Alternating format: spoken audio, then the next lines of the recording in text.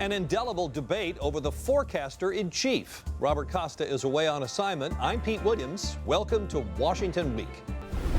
Legislative sprint. Congress returns from its summer recess with a long agenda and a looming deadline to avoid a government shutdown October 1st. A fight over firearms. After so many mass shootings, will Congress do something to address gun violence? Building a wall. The Pentagon is diverting billions from other projects to work on the border wall. And House Democrats launch an investigation into whether President Trump offered pardons to officials who carry out his immigration policy. Plus, as Hurricane Durian churns along the eastern seaboard, the president remains fixated on his claim that Alabama was once in the path of the storm when it was not. Next. This is Washington Week. Once again, live from Washington, substituting for Robert Costa, Pete Williams of NBC News.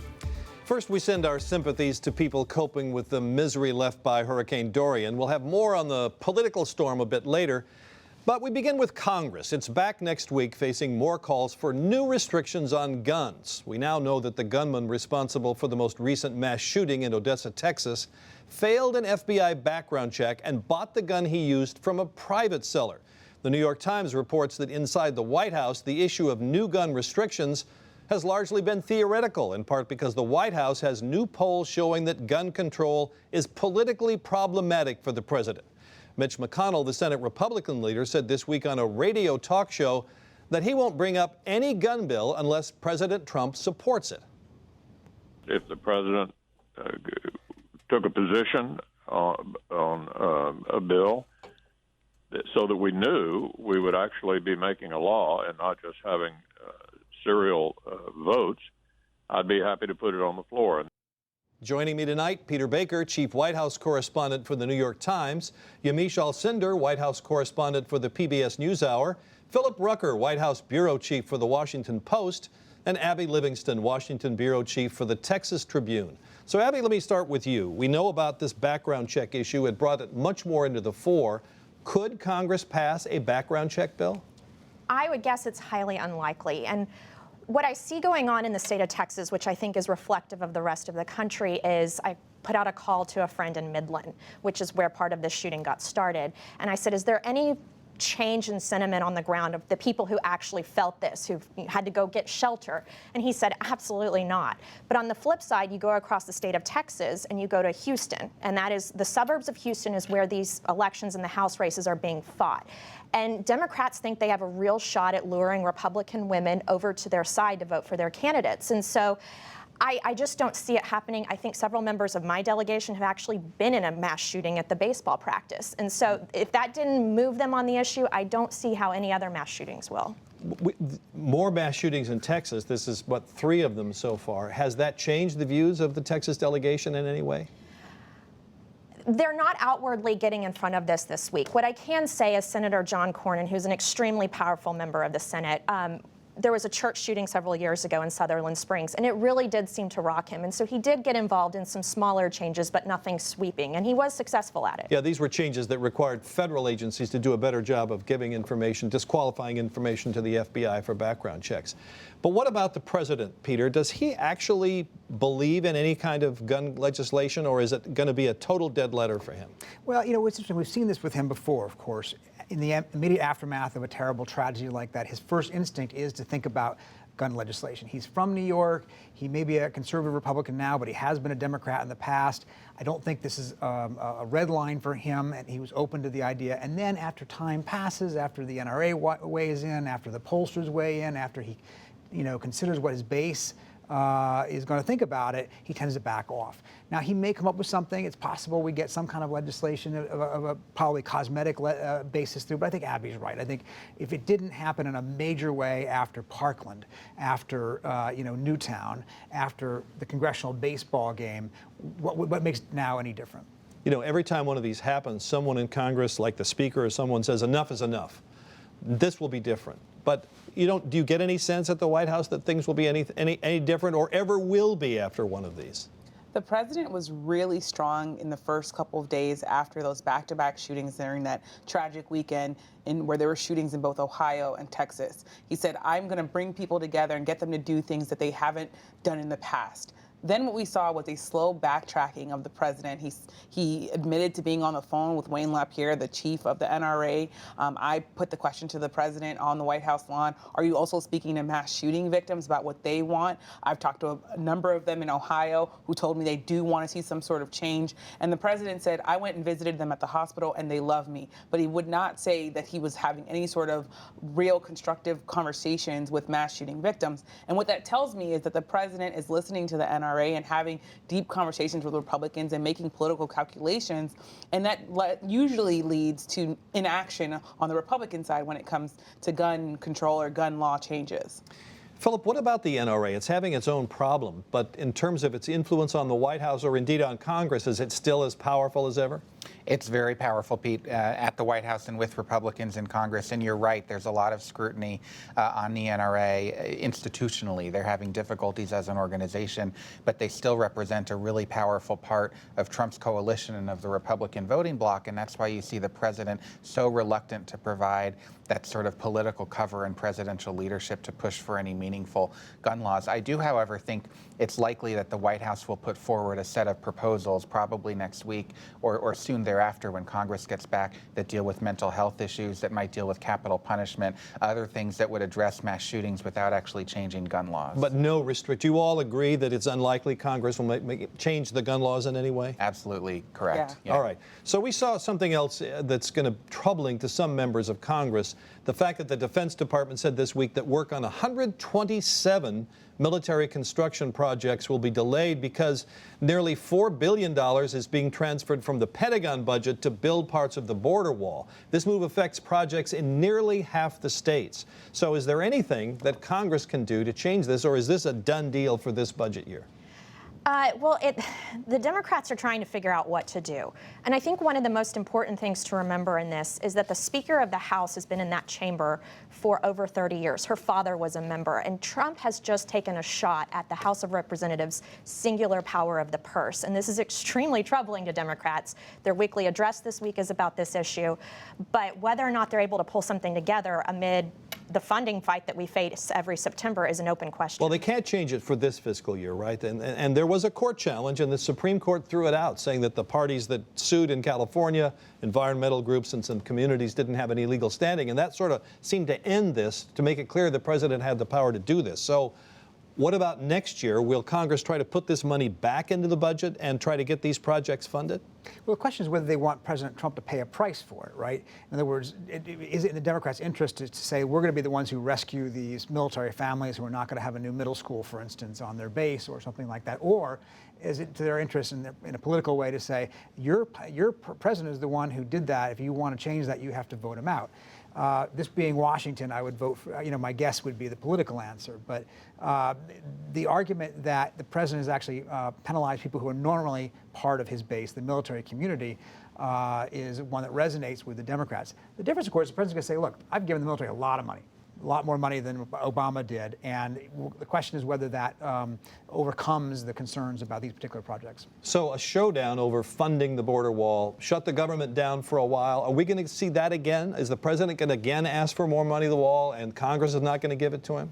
We very well may. I don't think the president's going to stop asking for money for that border wall. And here's why. It was the signature promise of his 2016 campaign, and he knows the election, his re-election is now 14 months away. He's got to show some movement in terms of constructing that wall. He feels he needs to deliver on that pledge. He's not getting the money he needs for it from the Democrats in Congress, and I think he's going to continue demanding for that money, but also continue these sort of budget maneuvers that we saw this week and may see in the future, where he's trying to reallocate money, and to Abby's point, doing so in a way that Democrats allege is unconstitutional. And one Democratic leadership source I spoke to today said that there's a real reluctance to backfill this money into the military for these projects because it only encourages the president to continue to do this again. Well, that's cutting off your nose to spite your own face, though, isn't it? And there are some interesting people that are affected by this, members of Congress. I mean, this is normally the thing that they would howl about. For example, Fort Campbell, Kentucky, in Mitch McConnell's home state, but he seems not to be objecting to what the president's doing here. Yeah, what's remarkable is how much the Republican Party is in lockstep with President Trump in a way that we haven't seen actually very often. I mean, a lot of presidents have loyal members of their party, but they often quarrel even with members of their own party about issues like home state projects and things like that. We don't see that with President Trump. He has instilled a discipline or a fear or a loyalty or whatever word you want to find in this Republican Party. So they might stand up to him from time to time on points of principle, but they're not going to get in his face. They don't think that's a constructive way of influencing him. Well, I think what's most striking about the loyalty that Peter's describing is the fact that they're choosing to side with the president over a middle school that is overcrowded, over a middle school where children have to eat in the library because they can't fit into the cafeteria all at one time, where teachers are having to use their own money to educate students. And these are the children that are the children of service members. These that one principal told Helene Cooper in the New York Times that these are the children that are bearing the burden of the wars that we're fighting. So it's an incredible thing that the Republican Party is sticking with the president, but it shows you why they stick with the president on such other controversial things. It's a hard time to be a member of Congress, and maybe that's why we learned more this week about how the face of Congress will be changing, with more Republicans saying they will not run for re-election. This brings to 13 the number who won't be back in the House. 4 is the number of Senate Republicans who are retiring or resigning. So what is this? Is they just don't like being in the minority party in the House? Is that what this is about? That is the dominant thing that is happening right here. But I think the thing to take from Texas and why we've had so many could translate nationally. The filing deadline in the state of Texas is the first in the country. So members of Congress have to decide sooner than anyone else from Texas whether they're going to run. The filing deadline for the general election? For re-election. For re-election. Yeah. So they have to decide sooner. So this is probably a leading indicator of other places. I think what we've entered into in Texas as well as the first few were people generational change, or maybe they thought they were going to lose re-election. I think we're now hitting a point where Congress is a very sociable place. People are looking around and saying, my friends aren't coming back. We're in the minority. Why am I here? And so I think it's entering into new territory, at least within my delegation. Is this also a sign, Philip, that the Republicans in the House don't think they're going to take the House next year? Yeah, I think, Pete, if they thought there was a likely chance of retaking the majority in the House, they'd stick around for the possibility of chairmanships in these committees or subcommittees, or at least to have the power to lead the agenda and pass legislation. But it looks likely, according to their calculations, that may not happen. Is it also the fact that they're tired? Could it also be that they're tired of defending the president? Well, when I think about all these retirements, I think about being a reporter who was really sticking my camera or my notebook in Republicans' faces and saying, what about this tweet? What about what the president said? How are you going to defend this? How is this part of the Republican ideals? A lot of times Republican will say, yes, we back the president. And then as soon as the cameras are off and you're off the record, you have Republicans rolling their eyes and saying, I don't want to talk about this. So I think there is a little bit of fatigue in the idea that their legacies, their reputations are tied to President Trump. Well, remember, it's a different Republican Party than the one many of them joined, right? Many of them joined for principles of fiscal discipline or standing up to Russia or free trade or a lot of these issues that they're now on the opposite side of their own president. And so it's not a lot of fun, I think, you would know better, but not a lot of fun if you're a conservative in Congress to have to swallow your principles on some of these things in the name of party unity. Peter, I want to ask you about the economy, too, because of a piece that you wrote. But the latest report on new jobs came out Friday, and the number was lower than expected. Employers added 130,000 jobs last month. That was well below Wall Street estimates, even though the unemployment rate remains at a historic low. You have written that the president is sort of blaming companies and not any of his own policies for the drag on the economy. Tell us about that. Yeah, he's looking ahead to next year, of course. And the strongest card he has to play for re-election has been the economy. That he gets the most credit from voters in the polls for his handling of the economy. And if these indicators that we're seeing of a possible change in that economic growth that we've been seeing come to fruition, he knows that's a problem, and he's looking for people to blame it on. Number one, of course, would be Jay Powell, the chairman of the Federal Reserve, obviously Democrats, us, the media, because we're talking down the economy. I don't know how much effect we have on it, but he seems to ascribe great power to us. And lately, he actually has added American companies that are upset about these tariffs. He says, well, if you're upset about the tariffs, it's because you're doing a bad job of managing your businesses.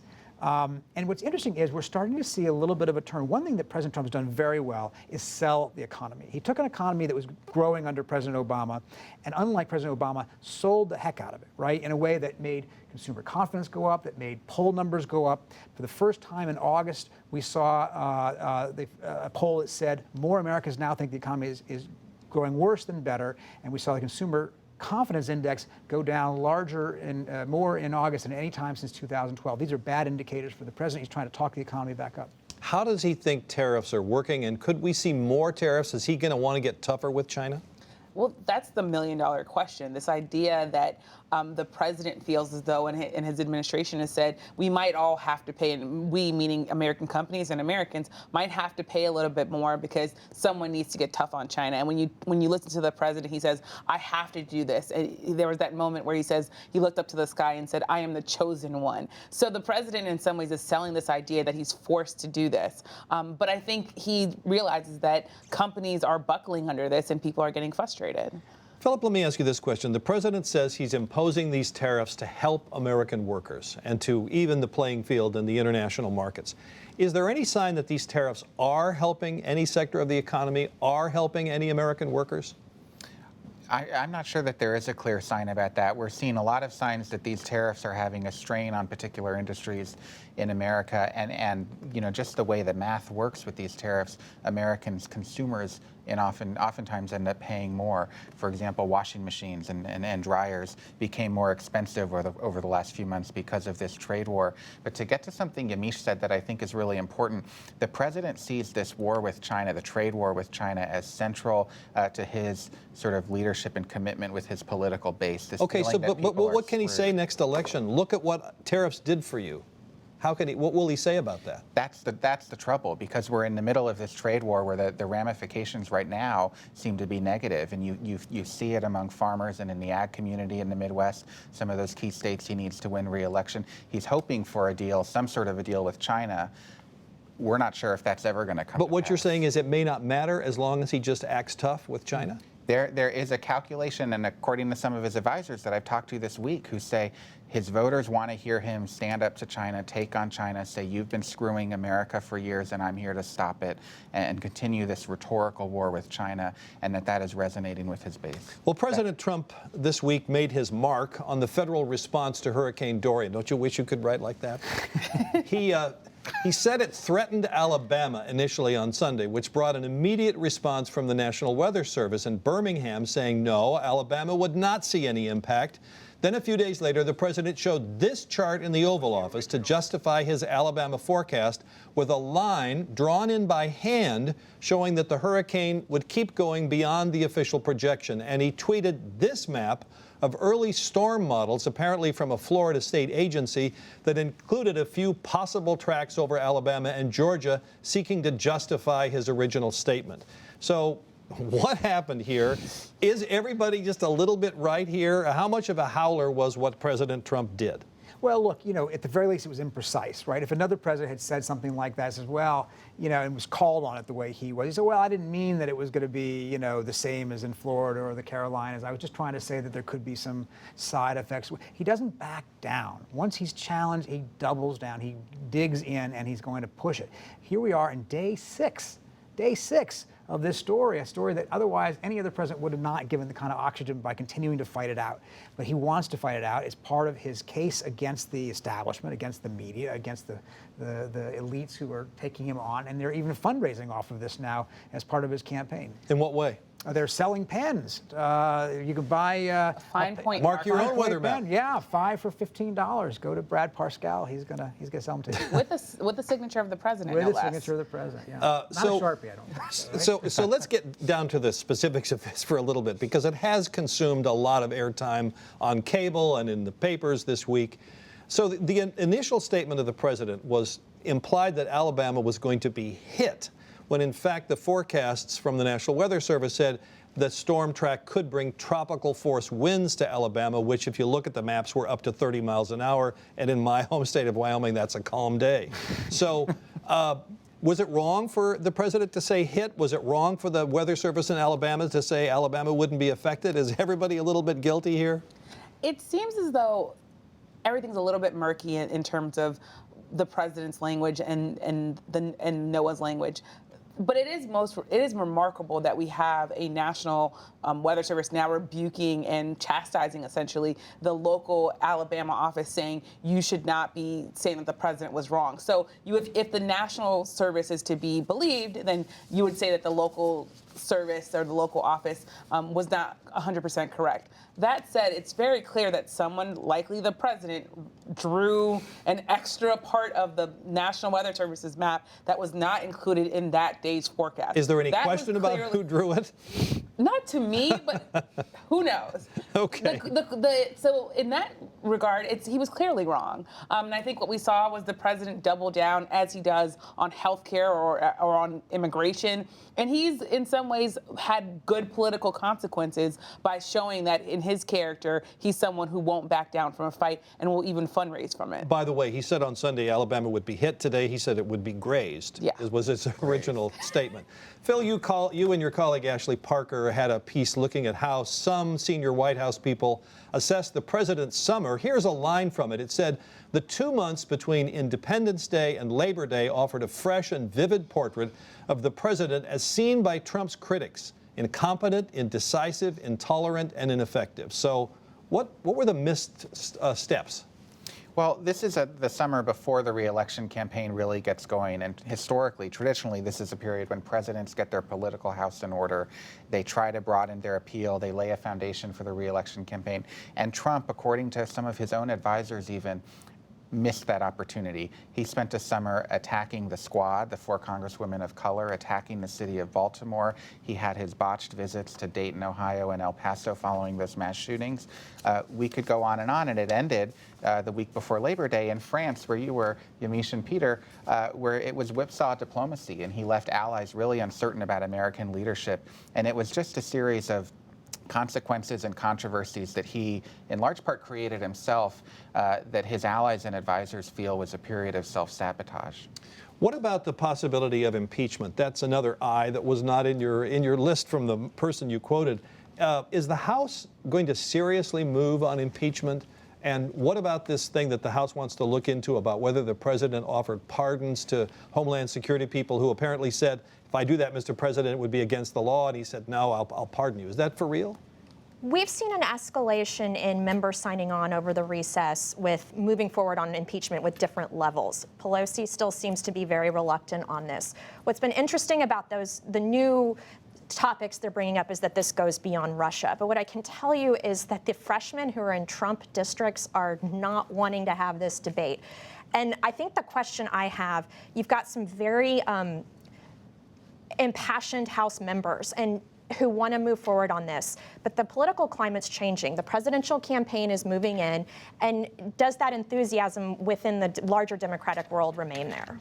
Let me ask you both, in the little time we have left, about 2 minutes left, is the election going to be about the economy, and how worried is the president about it?